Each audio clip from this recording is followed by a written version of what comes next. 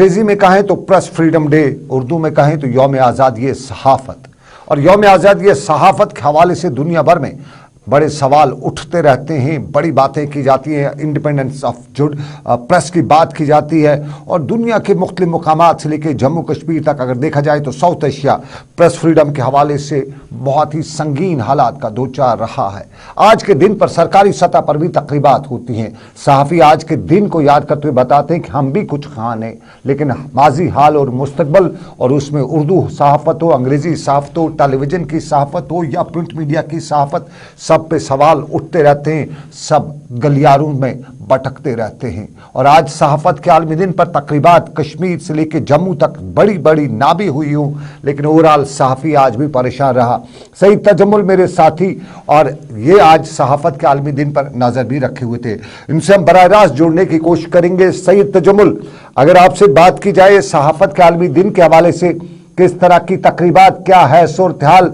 कहते हैं युगांडा से लेकर अफगानिस्तान और फिर दमिश्क से लेकर ताजिकिस्तान तक सहाफ़ियों पे हर वक्त अताब गुजरता ही रहा है। आज के दिन पे कश्मीर का सहाफ़ी क्या सोचता है, दुनिया का सहाफ़ी क्या कहता है कश्मीर के बारे में? सनम जी, बहुत बहुत शुक्रिया आपका, क्योंकि सरहदों पर और बाकी जगहों पर और कॉन्फ्लिक्ट जोन्स में रिपोर्टिंग करना इतना आसान भी नहीं है। अफगानिस्तान से लेकर यूक्रेन तक और जम्मू कश्मीर के सरहदों से लेकर मैदानी इलाकों तक रिपोर्टेज के बारे में बहुत ज़्यादा मसाइल का भी सामना है। लेकिन रिपोर्टर्स विदाउट बॉर्डर यानी सरहदों के बगैर जो रिपोर्टर्स हैं, उनसे 2022 का सर्वे पेश किया।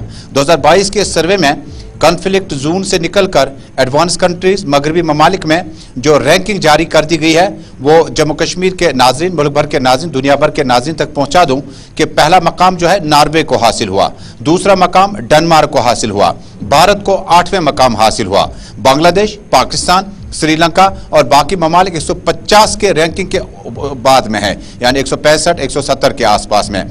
और जिन ममालिक ने, जिनमें चाइना, उन्होंने 174वीं पोजीशन को थोड़ा सा बेहतर किया है। इसी तरह दीगर ममालिक में भी दुनिया भर के साथ साथ सहाफ़ियों के दरपेश मसाइल पर भी रिपोर्टर्स विदाउट बॉर्डर ने अपना सर्वे जारी करते हुए कहा कि बेशतर ममालिक में, बेशतर जगहों से रिपोर्टर्स को, एडिटर्स को और lensman, video journalist, photo journalist को जितने मसाइब का सामना है, मुश्किलात का सामना है। ताज़ा आंकड़े मैं आपको बता दूं कि जम्मू कश्मीर से रिपोर्टिंग करते करते काफ़ी ज़्यादा जो जर्नलिस्ट हैं वो मुख्तलिफ जेलों में हैं और कई एक को छोड़ भी दिया गया। लेकिन इल्ज़ाम जो है वो कवरेज के दौरान उन्होंने शायद जिम्मेदारी से रिपोर्टिंग नहीं की है। ये एक रुख है इस जम्मू कश्मीर की सूरत हाल का। दूसरा रुख ये है कि गुज़श्ता साल यानी 2021 में जम्मू कश्मीर में प्रेस क्लब हुआ करता था, जो फिलहाल स्टेट डिपार्टमेंट को वापस कर दिया गया। इसी तरह से जम्मू कश्मीर में भी बहुत सारे जो लेंसमैन, हमारे वीडियो जर्नलिस्ट, फोटो जर्नलिस्ट हैं, मुख्तलिफ कवरेज के दौरान जख्मी भी हुए, जिसमें पुलिस और लॉ एंड ऑर्डर के मामला भी जारी रहे। इनकाउंटर्स के दौरान लाइव रिपोर्टिंग और तस्वीरें दिखाने पर भी बहुत सारे जर्नलिस्टों को इंतबाह किया गया। बहुत सारे जर्नलिस्टों को, अगर आपने याद होगा कि 2022 में पुलिस स्टेशन में भी तलब किया गया, जिसमें पीडीपी सदर महबूबा मुफ्ती ने ट्वीट पे ट्वीट किए, उमर अब्दुल्ला ने ट्वीट पे ट्वीट किए। बहरहाल प्रेस डे की कितनी आज़ादी है, इस बारे में जो चर्चा हुआ, रिपोर्टर्स विदाउट बॉर्डर ने मुल्क को यानी हिंदुस्तान को एक तरफ का मशवरा दिया कि इस तरह की रिपोर्टिंग करते वक्त, खुसूसन पोर्टल जर्नलिज्म इस वक्त बड़े सोशल मीडिया पे छाया है, टेलीविजन नशरियात बराह रास्त जिस वक्त हम इस वक्त रिपोर्टिंग कर रहे हैं, इसी तरह से बाकी चैनलों की भी नशरियात जो है मुख्तलिफ मुश्किलात से गुजरे हैं। रिपोर्टर्स विदाउट बॉर्डर ने आज अपना एक रेजोल्यूशन पेश किया,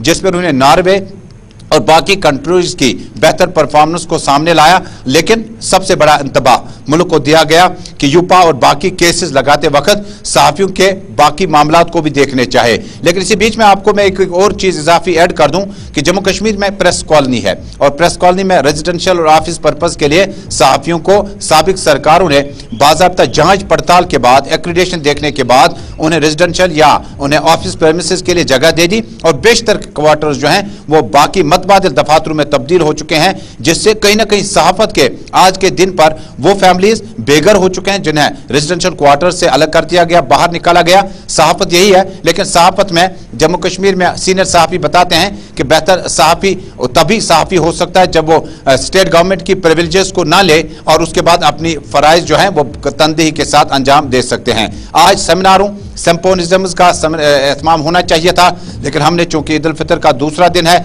हमने बहुत कम इस तरह के प्रोग्राम देखे। उम्मीद की जाती है कि आइंदा जो है सहाफ़ियों को दरपेश मुश्किलात, परेशानी बयानिया, कॉन्फ्लिक्ट जोन में रिपोर्टेज के लिए और बाकी चीजों के लिए सरकार को 1000 बार सोचना होगा कि इससे पहले कि वो कोई सियासी नवीयत का इकदाम उठाएं। और महबूबा मुफ्ती उमर अब्दुल्ला बेशतर ट्वीट्स में कहते हैं सियासी बुनियादों पर फैसले लिए जाते हैं और सहाफियों के लिए सियासी चश्मा लगाने की किसी भी एस्टेब्लिशमेंट या सरकार को जरूरत ना पड़े, वो उम्मीद लगाए बैठे हैं। बहुत शुक्रिया सईद तजम्मुल। सियासी चश्मे की जरूरत नहीं है, ये सहाफत का बड़ा नाम भी है। लेकिन अपने नाज़रीन को बताएं, हम दूसरे मुद्दे पे चलेंगे और ये रहेगा डिलिमिटेशन कमीशन का मुद्दा। लेकिन उससे पहले कश्मीर का सहाफी रोता रहा है, उसको अपने जो इदारे हैं उनके मालकान ने भी बहुत हड़काया है।